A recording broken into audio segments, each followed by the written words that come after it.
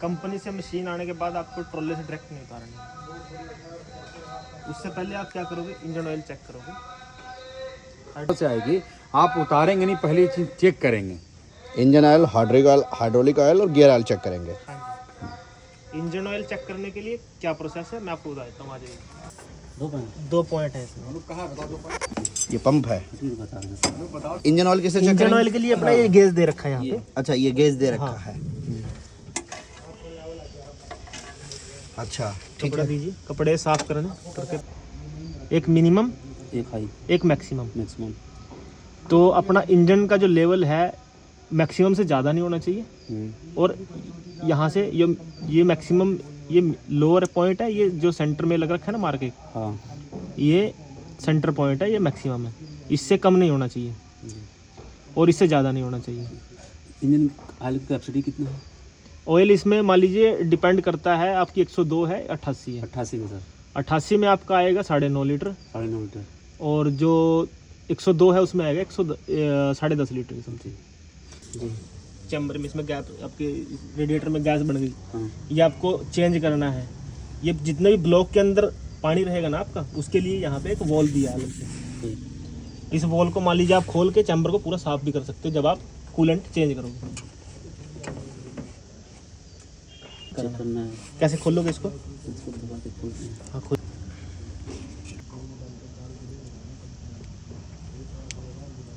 यहाँ से इतने ऐसे करोगे तो जो कूलेंट डला होगा ना उसके अंदर चिकनाहट आएगी। जैसे आप रब करोगे, रब करने से चिकनाहट महसूस होगी। इसके अंदर चिकनाहट नहीं है ना बिल्कुल भी। अगर चिकनाहट होती तो चेंज नहीं करना है, चिकनाहट नहीं है तो चेंज करना है। हाँ जी। लगभग कितने घंटे में कूलेंट चेंज करने की जरूरत पड़ सकती है?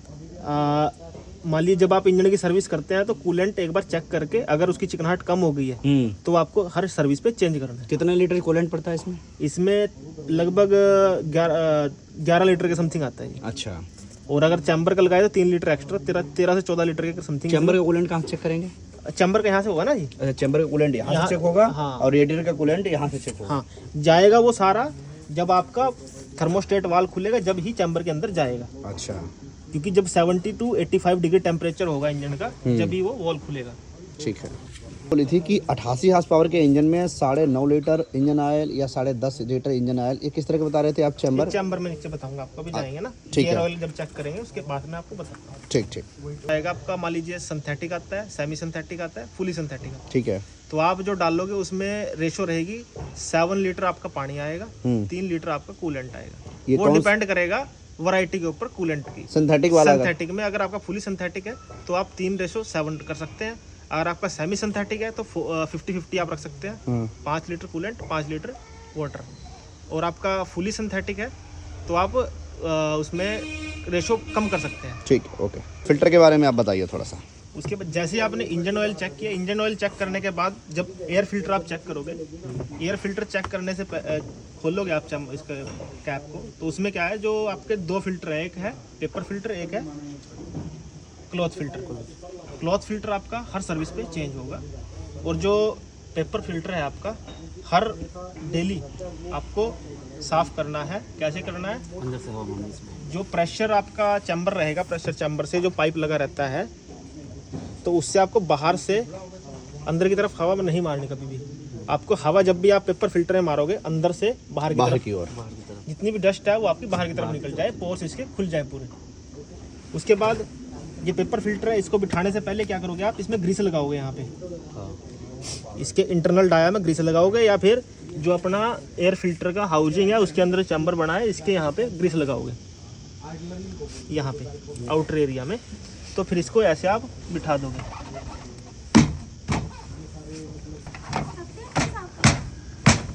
का काम क्या है, जितनी मोटी डस्ट आएगी वो यहाँ रुकेगी। उसके बाद जो डस्ट मान लीजिए कण रहेगा बारीक, वो इसकी फिल्टर करेगा। तो प्री क्लीनर को भी साफ करना रहता है? प्री क्लीनर को आप डेली साफ कर सकते हैं। 2 कैप लगे हैं, इससे आप खोल दोगे, शाम के समय सारी डस्ट ऐसे बाहर निकल जाएगी। अच्छा अच्छा, कपड़े वाला अंदर वाला चेंज करना रहेगा, ऊपर वाला पर डे साफ करना रहेगा। हाँ। 2 मिनट का काम है फिल्टर साफ करना, इससे इंजन की लाइफ बनी रहती है। उससे टर्बो की तरफ ना, टर्बो में डस्ट जाएगी, टर्बो में अगर डस्ट जाएगी तो आपकी टर्बो भी डैमेज होगी, शाफ्ट टूटेगी उसकी। अच्छा। और आपके जो इंजन के अंदर है लाइनर पे अगर डस्ट जाएगी तो स्क्रैचेस आएंगे, तो इंजन ऑयल मशीन नीचे से उठाएगी तो आपकी क्रैंक शाफ्ट जाएगी और लोग फाड़ देगी। मतलब ये फिल्टर ना साफ करने के बहुत बड़े इंजन पर, डायरेक्ट इंजन पर ही प्रभाव डाल रहा इम्पैक्ट है, करेगा। पूरा इम्पैक्ट पड़ेगा। और वारंटी में भी चेंज नहीं होगा अगर फिल्टर साफ नहीं हुआ है और इंजन गड़बड़ हुआ है, पता तो चल ही जाएगा हमारे इंजीनियर्स को, कोई छुपा नहीं सकता इसको। नहीं, इसको नहीं कोई छुपा सकता अगर आप एयर फिल्टर प्रॉपर साफ नहीं कर रहे हैं। हाँ। इससे फिल्टर गलत लगाया अभी जी, जितनी मान लीजिए ये एयर खींचेगा प्री क्लीनर से इंटैक्ट करेगी, जो भी डस्ट आएगी क्या होगा वो अंदर ही रुक जाएगी, अंदर रुकेगी चैम्बर के अंदर, तो क्या होगा आपका, खोलिए इसको, ये इसके अंदर रुक जाएगी तो क्या होगा कुछ समय के बाद ये चौक होकर ऊपर इसमें डस्ट भरनी स्टार्ट हो जाएगी। अगर आप इसका मुंह जो फिल्टर की कैप का है इसके नीचे की तरफ लगाओगे, ऐसे करके लगाइए, इसका मुंह हमेशा नीचे की तरफ रहेगा तो जितनी भी डस्ट इसके अंदर इकट्ठी होगी तो यहाँ से वो निकलती रहेगी। आपका बरसात का मौसम है, कुछ भी है, प्री क्लीनर में मॉइस्चर आ गया तो वो भी यहीं से आपका निकल जाएगा। भाइयों, आपको पर डे गाड़ी जब आप चला रहे हैं, डेली कटाई करने के बाद बहुत सारी डस्ट होती है जमा, तो दोनों कैप ये लगे आप देख रहे हैं, इन दोनों कैप को खोलकर आप डस्ट को साफ़ कर देंगे। उसके बाद ये आपका प्री क्लीनर फिल्टर है, ये आपका एयर फिल्टर है। एयर फिल्टर को आप खोलेंगे, एयर फिल्टर में आपके दो फिल्टर हैं, एक पेपर फिल्टर है, एक क्लॉथ फिल्टर है। अंदर वाला क्लॉथ फिल्टर है, बाहर वाला पेपर फिल्टर है। बाहर वाले में आप हवा मारेंगे, उसे साफ़ करेंगे। क्लॉथ फिल्टर को आप हवा नहीं मारेंगे, उसको एज इट इज आप मोबाइल ऑयल लगा के या कुछ लगा के आप फिर बैठा देंगे, सॉरी ग्रीस लगा के आपको बैठा देना है फिल्टर को। आपको चलते हैं हाइड्रोलिक ऑयल की तरफ। हाँ सर, हाइड्रोलिक ऑयल बताइए कहाँ से? हाइड्रोलिक अपना ऑयल जो है 68 ग्रेड का डलता है। अच्छा ठीक है, कहाँ से चेक होगा? और ये जो पाइप दिया है ना, हाँ हाँ, ये गेज है अपना, यहाँ से चेक कर सकते हैं हम। ये ओके, ये पाइप लगा है, इसमें आपको दिख जाएगा कि तेल कितना है। ठीक है, मिनिमम कितना होना चाहिए, मैक्सिमम कितना होना चाहिए? 20 लीटर, 30 लीटर, 28 लीटर, 5, 10 ये सब बना ये लिखा हुआ है। मिनिमम 25 से 26 लीटर इसके अंदर होना चाहिए। अच्छा होना चाहिए, ठीक है। ठीक है, चेक कैसे करेंगे? और ये देखो मार्क दिया है उसके ऊपर, मार्किंग लगी है इसके ऊपर। ठीक है, बैटरी का जो कट आउट लगा होगा उसको कट आउट को उठा दीजिए, पहले कट इन कर दीजिए। हाँ चीजें इसको, ये आउट है अभी, इसको अभी दबा के हम इन कर देंगे। देखिए इन हो गया। अभी क्या होगा, जितने भी मान लीजिए अपना इलेक्ट्रिक पार्ट है, इलेक्ट्रिक वायर है, जितनी भी कनेक्टिंग है इससे, क्योंकि ये मशीन है कहीं से कोई टच हो गया है, बैटरी आपका अगर कट आउट नहीं करोगे तो कुछ समय आपकी मशीन खड़ी रहेगी तो डेड हो जाएगी। 10-15 दिन, 20 दिन, 25 दिन अगर आपकी मशीन खड़ी है। अच्छा, अगर आपकी मशीन डेली चल रही है तो आपको कट आउट करने की जरूरत नहीं है। ओके, ये सेफ्टी पॉइंट है।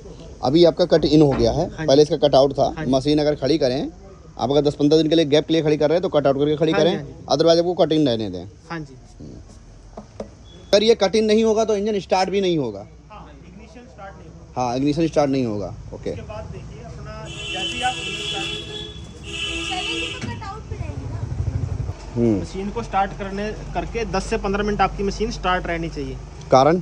उसका कारण है, जब भी आपकी मशीन इंजन में टर्बो लगी है, इसमें ये टर्बो चार्ज इंजन है, टर्बो में लुब्रिकेशन जब तक फ्लो नहीं होगा शाफ्ट के ऊपर, आपकी शाफ्ट मान लीजिए आपने स्टार्ट की और तुरंत ही आप हार्वेस्टिंग करने चले गए या फिर रोड पे चले गए एक्सीलेटर बढ़ा के, उससे क्या होगा, टर्बो की जो शाफ्ट की स्पीड है वो ज़्यादा हो जाएगी और उसके पास लुब्रिकेंट टाइम से नहीं पहुँचेगा तो वो टूट सकती है या जल सकती है, जिससे आपका इंजन पे इम्पैक्ट आएगा, धुआं मारेगी मशीन, एयर पूरी नहीं जाएगी, काफ़ी चीज़ें उसमें आपके डैमेज हो सकती है इंजन में। तो आप मशीन स्टार्ट कीजिए। इसके साथ ये क्यों आया? कटर बार को ऊपर उठा के, हाइड्रोलिक ऑयल आपने चेक करने के बाद कटर बार को ऊपर उठाना है।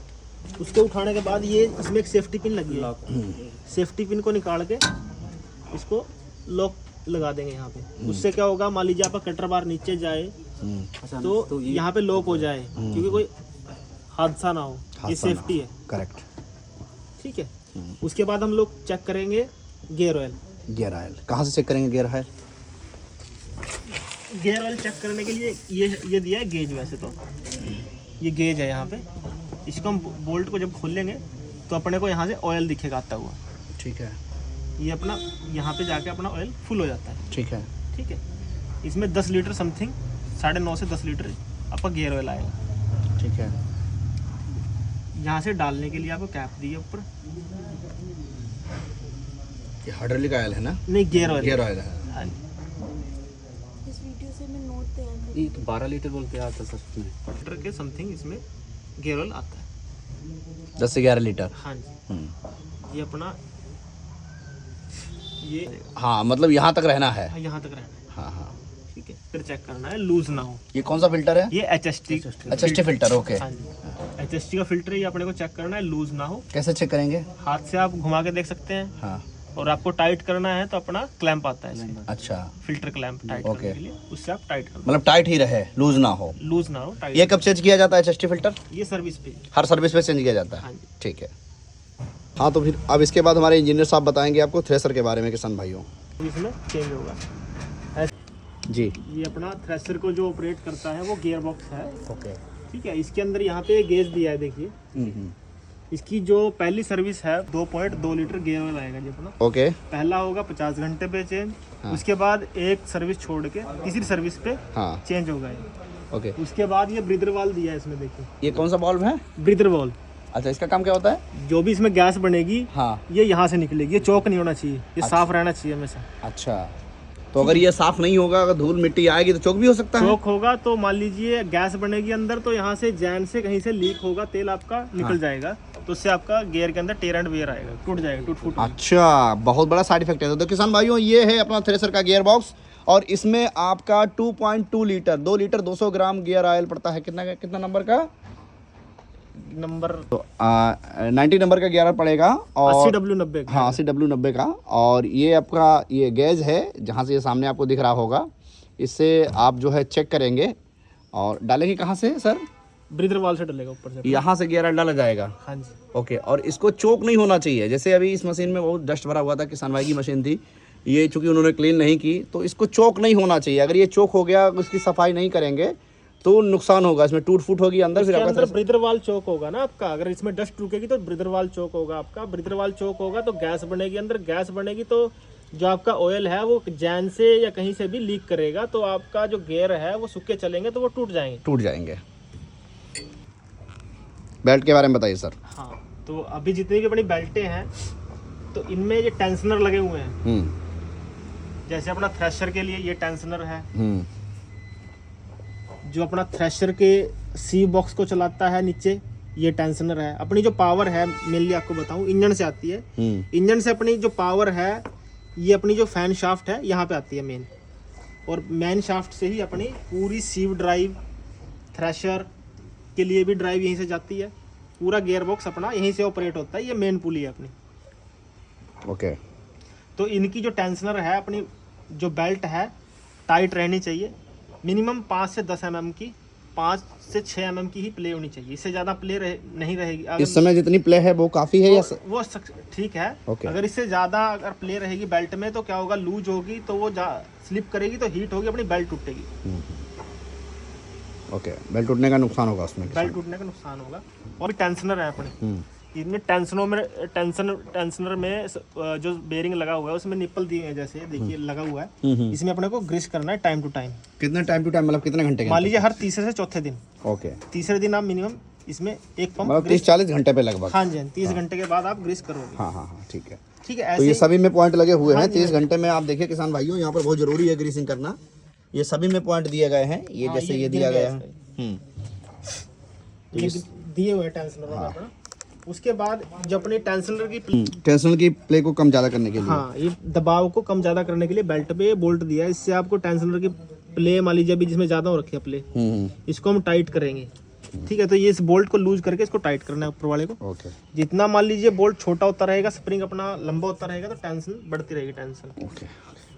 ठीक है, गियर बॉक्स से क्या ड्राइव कहाँ आई है अपने, नीचे से ये फैन शाफ्ट से अपनी ड्राइव आई है थ्रेशर को ड्राइव गियर बॉक्स से गई है इसके अंदर। ठीक है, अपना जो थ्रेशर है ये कनकेव है, कन्वेंस है, इनका दोनों के बीच में गैप रहता है, वो गैप मेंटेन होता है। यहाँ से सेटिंग होगी, ये बोल्ट लगे हैं देखिए। अच्छा, इनका काम क्या होता है? ये थ्रेशर की एडजस्टमेंट के लिए है, ये बोल्ट लगे हैं देखिए अंदर। अच्छा। हर जो ये बार लगी है ना अपनी, स्पाइक टूथ वाली बार लगी है, इसके ऊपर बोल्ट दिए हैं। यहाँ पे बोल्ट है, यहाँ पे है, यहाँ पे है, लूज हो गया, इसकी सेटिंग होती है इससे। ठीक है, इससे सेटिंग होगी पूरी। हम लोगों ने इंजन चेक किया है, इंजन ऑयल चेक किए हैं, थ्रेसर गियर बॉक्स और थ्रेसर चेक किया है। अब हम आ जाते हैं अपने ट्रैक पे। तो ट्रैक चेक कर रहे हैं। वाह, अभी ये मशीन हमारी करीब 900 घंटे के आसपास चल चुकी है और ट्रैक की बड़ी अच्छी कंडीशन है। इससे ये साबित होता है कि महिंद्रा जो है ट्रैक बहुत ही अच्छी क्वालिटी का दे रहा है।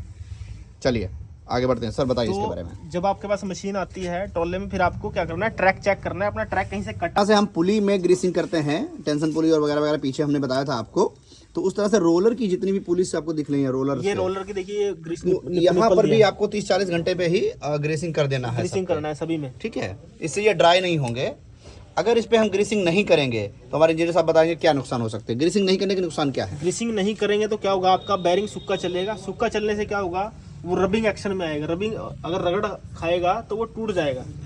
अगर वो टूटेगा तो आपकी शाफ्ट में ब्रेकेज आएगी, शाफ्ट टूटेगा, आपका रोलर निकल के भाग जाएगा बाहर। बहुत नुकसान है उसके। हाँ, यानी हमारे कुछ किसान भाई इसका फेस भी शायद कर रहे हैं। ठीक है, उस पॉइंट से घिस जाएगा तो वो ट्रैक को भी फाड़ देगा। थोड़ा सा फिर से बताइएगा इस गाइड व्हील के बारे में। हर 50 से 60 घंटे में इसके बेयरिंग वगैरह को चेक करना है। अगर ये जाम हो गया है तो इसको चेंज करना पड़ेगा। अगर नहीं आप चेंज करेंगे तो गाइड व्हील के साथ साथ आपका ट्रैक भी फट जाएगा और कई सारे इसके नुकसान हो जाएंगे। नहीं, गाइड व्हील मैं आपको बता दूं एक मिनट सुमित जी, जो गाइड व्हील अगर आपका बेरिंग रुकेगा तो आपका व्हील रुक जाएगा। व्हील रुक जाएगा जी। व्हील रुकेगा तो जितने भी लैग लगे हैं आपके, इसके साथ रब करेंगे, रगड़ मारेंगे तो क्या होगा, इससे ये घस जाएगा। हाँ, तो ये घसने के बाद क्या होगा, नोकिला हो जाएगा, उससे ट्रैक फट जाएगा, ट्रैक फट जाएगा, लैग बाहर निकल जाएगा। ये गाइड, ये अपनी जो ये पत्ती रहती है नीचे वाली जी, गाइड पत्ती, इसको भी आपको चेक करना है। इसको ये बैंड ना हो गई हो, ठीक है, एक तरफ ना खींच रही हो, देखिए जैसे एक तरफ खींच रही है अभी, ठीक है, तो इसको टाइम से देख के इसको चेंज करना, इसको सेंटर पे चेंज करना पड़ेगा। हाँ, चेंज करना पड़ेगा इसको। साथियों, इंजन ड्राइव कैसे वर्क करती है हमारे इंजीनियर साहब इसके बारे में भी आपको बताएंगे। जी सर, बताइए। अपना जो हार्वेस्टर है, इंजन से ड्राइव कहाँ पे आती है, कहाँ पे जाती होता है, थ्रेशर से कैसे अपना आगे सीव कैसे चलता है, कैसे अपनी मशीन ऑपरेट होती है, कैसे कैसे काम करती है, जो ड्राइव आई है अपनी इंजन से। जी, सबसे पहले देखिए, इंजन से अपनी ड्राइव आई है इस पुली के अंदर। ओके, इस पुली से अपनी कहाँ आएगी, HST में। अच्छा, ये HST की पुली है, यहाँ पे ये बेल्ट लगी है, इस बेल्ट से HST में जाएगी। HST से क्या होगा, HST जब चलेगी तो क्या होगा, गियर बॉक्स में ड्राइव गई है, HST से देखिए ड्राइव आई है यहाँ से ऐसे, और ये चली गई है अपनी HST में। HST से ये ड्राइव आई है अपनी गियर बॉक्स में। ठीक है, गियर बॉक्स में ड्राइव आई है, ये अपनी ड्राइव आई है सीधी एक्सल पे। एक्सल से ये ड्राइव गई है स्प्रॉकेट पे, स्प्रॉकेट से ये ड्राइव आई है अपनी ट्रैक पे। तो ऐसे अपना ट्रैक ड्राइव होता है। उसके बाद यहीं से अपनी पावर जो इंजन से है, वो अपनी जो मेन शाफ्ट है, अपनी फैन पुली बोलते हैं जिसको, वहाँ पे वो ड्राइव गई है। हम उधर से दिखाते हैं। अच्छा, इंजन से आई है, ठीक है। हाँ, दो जगह अपनी ड्राइव गई है, एक गई है HST को, HST से गई है गियर बॉक्स को, गियर बॉक्स से गई है स्प्रॉकेट, और फिर ट्रैक अपना ऑपरेट होता है। ठीक है। इंजन से एक ड्राइव आई है अपनी, ये अपना ब्लोअर फैन जो है यहाँ पे आई है। इससे फिर ये ड्राइव गई है अपनी थ्रेशर गियर बॉक्स को, थ्रेशर गियर बॉक्स से फिर अपनी गई है थ्रेशर में, इसे थ्रेशर ऑपरेट होता है। ऐसे ही इसी से एक ड्राइव गई है अपनी सी बॉक्स को, सी बॉक्स को गई है एक ड्राइव, यहाँ से अपना क्या होगा, वाइब्रेट करेगा। ये सी बॉक्स में आई है थ्रेशर, जैसे ही दाना यहाँ पे गिरता है ये वाइब्रेट करता है रेसिप्रोकेटिंग मोशन में। उसके बाद ये दाना अपना यहाँ आने के बाद क्या होता है, जो हवा है, जो कबाड़ है, उसको उड़ा देती है पीछे की तरफ। जो दाना अपना रह जाता है वो जाता है जाली में, जाली से साफ होके वो जाता है नीचे, नीचे जाता है। ये अपनी फर्स्ट पुली है जो अपनी जाता है ग्रेन टैंक को। ये अपनी सेकंड पुली है, ये जाती है अपनी रिटर्न ऑगर को। जितना कबाड़ अपना रह जाता है वो ब्लोअर उड़ा के क्या करता है, रिटर्न ऑगर को दे देता है। सेकंड जो अपनी पीछे की तरफ जो अपनी प्लेट है वहाँ पे आ जाता है। तो वहाँ से वो जो अपना भूसा प्राण रह जाता है, उसके साथ दाने रह जाते हैं, वो जाता है रिटर्न ऑगर को। अपने रिटर्न ऑगर दोबारा थ्रेशिंग करता है, थ्रेशिंग करने के बाद दोबारा वही प्रोसेस रूटीन में चलता रहता है। और अपनी जो सीव है रेसिप्रोकेट करती रहती है, जिससे क्या होगा, अपना दाना साफ जो होगा आगे की तरफ रहेगा, जो कबाड़ और दाने के साथ मिक्स रहेगा पीछे जाएगा, और रिटर्न ऑगर से होके साफ दोबारा होके ऐसे प्रोसेस कंटिन्यू चलता रहता है। तो अब हम आपको बता जा रहे हैं कटरवार के बारे में। तो हमारे इंजीनियर साहब आपको जानकारी दे जा रहे हैं कटरवार की सेटिंग कैसे होती है और उसको जनरल चेक कैसे करते हैं, तो सब बताइए साहब। कटर बार को जनरल चेकअप के लिए, मान लीजिए जब आप मशीन को ऑपरेट करते हो, कटर बार को चलाते हो, तो मान लीजिए आपका सबसे पहले क्या है, आपकी स्ट्रिप जहाँ से आपकी कटेगी, और रील का काम क्या है, जो क्रॉप है उसको अंदर की तरफ खींचना। ठीक है, अंदर की तरफ खींचेगी तो क्या होगा, कटर बार, ये फिंगर लगे हैं, ये इनके बीच में आएगी, तो ये स्ट्रिप जो है ये कटिंग करेगी। कटिंग करने के बाद ये रील उसको अंदर की तरफ धकेलेगी, और ये कॉम्ब है ये उसको वापस नहीं आने देगी। ये कॉम्ब लगा है जो, और जो ऑगर है अपना इकट्ठा करके बीच में अपना प्रोंग के पास भेज देगा, प्रोंग भेजेगा फीडर बॉक्स में। इसका ऐसे प्रोसेस रहता है काम करने का। उसके बाद इसमें प्रॉब्लम्स क्या क्या आती हैं, मान लीजिए आपकी मशीन काट के एक तरफ फेंक रही है, अंदर नहीं जा रहा है, ठीक है, तो उसमें क्या होगा, आपको स्ट्रिप पत्ती की सेटिंग देखनी है। जब भी आप स्ट्रिप पत्ती की सेटिंग करोगे, कैसे करोगे, मान लीजिए आपकी सेंटर में है, सेंटर से एक तरफ चल रही है, इस तरफ नहीं आ रही है, तो क्या करेगी, काट के आपका नीचे छोड़ देगी या फिर अंदर नहीं लेगी, तो या फिर आपका आधा काट देगी आधा छोड़ देगी। उसमें दिक्कत कैसे सेट करनी है आपको, उधर देखिए एक बेल लगी है,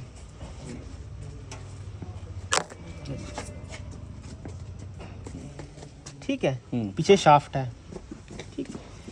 आपकी सेटिंग इस बेल की इस तरह करनी है कि भी आपका कटर जो कटिंग ब्लेड है वो इतना ही लेफ्ट की तरफ जाए और उतना ही राइट की तरफ जाए, यानी सेंटर में रहे, सेंटर में रहे, ये फिंगर के सेंटर में रहे, सेंटर में रहे। ये जो मेन पॉइंट है ये वाला, ये एकदम बीचों बीच उसकी नोक पे रहे, हाँ अंदर। हाँ, ये कटिंग करने के बाद मान लीजिए जितना इधर जाएगा उतना ही उधर जाएगा, ऐसा नहीं हो कि एक तरफ जाए एक तो तरफ ये ना सेटिंग इससे होगी, इससे होगी। और यहाँ पे बेल लगी है, मैं दिखा देता हूँ, एक मिनट, ये देखिए बेल लगी है अपनी, बेल क्रैंक जिसको बोलते हैं, ये बेल क्रैंक लगी है अपनी। अच्छा, बेल क्रैंक किसे बोलते हैं? यहाँ पे ये बोल्ट लगा है, इससे इसकी सेटिंग होगी, और पीछे एक शाफ्ट दी है। अच्छा, शाफ्ट अपनी ये पीछे ड्राइव यहाँ से आई है, ये ड्राइव की शाफ्ट ड्राइव अपनी यहाँ से आई है, ओके। ये फिर ये अपना, उसके बाद ये देखिए यहाँ से, और ये ड्राइव अपनी यहाँ से आई है। तो ये बताइए मुझे इंजीनियर साहब कि ये जो, हाँ, इसकी ब्लेड्स की सेटिंग करेंगे तो उसके लिए कैसे कैसे सेटिंग करेंगे, इसको खोल के कैसे सेटिंग करेंगे? मान लीजिए आपने स्ट्रिप बदलनी है, आपने ये बोल्ट खोला, नहीं, हमें जब सेटिंग करनी है तब कैसे करेंगे? सेटिंग में सेटिंग का ही बता रहा हूँ। जब आप ये नई स्ट्रिप डालोगे या फिर सेटिंग करोगे तो कैसे करनी है, ये बोल्ट खोल के आप बाहर निकाल दोगे स्ट्रिप को, दूसरी स्ट्रिप जैसे आपने डाली तो आप क्या करोगे, आप मार्किंग, दो ऑप्शन है, या तो आप मार्किंग कर लीजिए, जहां से आपने खोल लिया वहीं पे दोबारा फिट कर लीजिए, व्हाइट मार्कर से या रेड मार्कर से या ब्लैक मार्कर से आप मार्क कर लीजिए, ऊपर से भी यहाँ से आपने खोला है, जैसे ही आपने खोला है वहीं पे आप दोबारा उसको फिट कर सकते, उतने पे ही फिट कर दीजिए। या फिर इसकी स्ट्रिप की सेटिंग दूसरा तरीका ये है, इसको सेंटर में रखिए, सेंटर में रखने के बाद ब्लेड और फिंगर को, हाँ, फिंगर और ब्लेड को सेंटर में रखिए, पूरी फिट करने के बाद उधर भी और इधर भी, जैसे ही आपकी जाए लेफ्ट की तरफ जाए या राइट की तरफ जाए, आपको ये देखना है कि भाई मेरी जो स्ट्रिप है वो लेफ्ट की तरफ कितना जा रही है, आपको ये स्ट्रिप देखनी है कि भाई मेरी लेफ्ट की तरफ कितनी जा रही है और राइट की तरफ कितनी जा रही है। जितनी आपकी राइट की तरफ जाए उतनी ही लेफ्ट की तरफ जाए, यानी कि ये ब्लेड आपका यहाँ पे टच होके दोबारा यहाँ पे आना चाहिए और ये वाला टच होके यहाँ पे आना चाहिए, तो आपकी प्रॉपर हार्वेस्टिंग होगी और पूरा कटा हुआ धान अंदर जाएगा फीडर बॉक्स में, कटर बार से फीडर बॉक्स में पूरा जाएगा, लॉस नहीं होगा आपका वहाँ पे, या फिर झूठ नहीं छोड़ देगी जो आप झूठ बोलते हो। और इसकी सेटिंग करने के लिए आपको, मान लीजिए कई बार क्या होता है, रील आपकी टच करने लग जाती है कटर बार के यहाँ पे या फिंगर में, तो उसकी एडजस्टमेंट लीवर ऊपर दिया है हाइट एडजस्ट के लिए, और फिंगर ये जो अपने टाइन है, टाइन की एडजस्ट आपकी यहाँ से होगी। इसको खोलो नहीं, इसको लूज करना है अपने को, लूज करने के बाद इसके अंदर सेटिंग है, जैसे ही आप इसको रोटेट करोगे, हाँ, इसको आप रोटेट करोगे ना, तो आपकी जो टाइन है ये वाली, ये बुश यहाँ से मूवमेंट में आएंगे, मूवमेंट में आएंगे तो ये टाइन की एंगल चेंज होगा। मान लीजिए जितना आपको रखना है, अगर गिरी हुई धान है आपकी तो ये आपको ऐसे रखनी पड़ेगी टाइन, इसकी शेप ऐसे हो जाएगी, ठीक है। अगर आपकी धान गिरी हुई है तो ये एंगल चेंज हो जाएगा इसका, ओके, ठीक है। अगर आपकी खड़ी धान है और अंदर नहीं जा रही है तो आपको एंगल थोड़ा डाउन करना पड़ेगा, ओके, ठीक है। वो डिपेंड करेगा on crop, okay, field condition और क्रॉप के ऊपर। हाँ, तो फीडर बॉक्स की बात करने जा रहे हैं हमारे इंजीनियर साहब। तो किसान भाइयों आप ध्यान दीजिएगा, इसको कैसे खोलते हैं। यहाँ से इसको ओपन करेंगे, यहाँ पे दो नॉब दिए हैं ब्लैक कलर के, एक इस तरफ है, एक राइट है, एक लेफ्ट, उनको दोनों को आप खोल दोगे। खोलने के बाद आप इसमें देखेंगे, अभी चैन दिखेगी आपको इसके अंदर, अभी खोलते हैं तब देखते हैं। खोल दीजिए अपना जी। फीडर बॉक्स में चैन है और चैन पे ये बार लगे हुए हैं। देखिए ये नीचे अपना जो फीडर बॉक्स का नीचे वाला चैम्बर है उसमें देखिए अभी लूज है, अच्छा। देखिए नीचे अभी इसकी सेटिंग होगी, यहाँ से साइड में एक बोल्ट दिया है, टेंशनर बोल्ट वो दिया है। इसकी दो तरह से सेटिंग होगी, एक इसकी लेंथ इंक्रीज होगी, लेंथ इंक्रीज होगी, तो जो नीचे ये भी बार टच होके चल रहा है, देखिए दिखाइए वीडियो में दिखाइए, ये हाँ ये देखिए ये बार टच होके चल रहा है फीडर बॉक्स के साथ, इससे घिसावट थोड़ी बढ़ रही है मशीन की। इसकी एडजस्टमेंट होगी, इसकी लेंथ इंक्रीज हो जाएगी, तो क्या होगा, ये अपना नीचे लगना बंद हो जाएगा। इसकी सेटिंग 5 से 10 mm या 8 mm ऑन क्रॉप के ऊपर डिपेंड करता है, ठीक है। उसकी सेटिंग अपनी यहाँ से रहेगी साइड से। आज इधर से दिखाएं।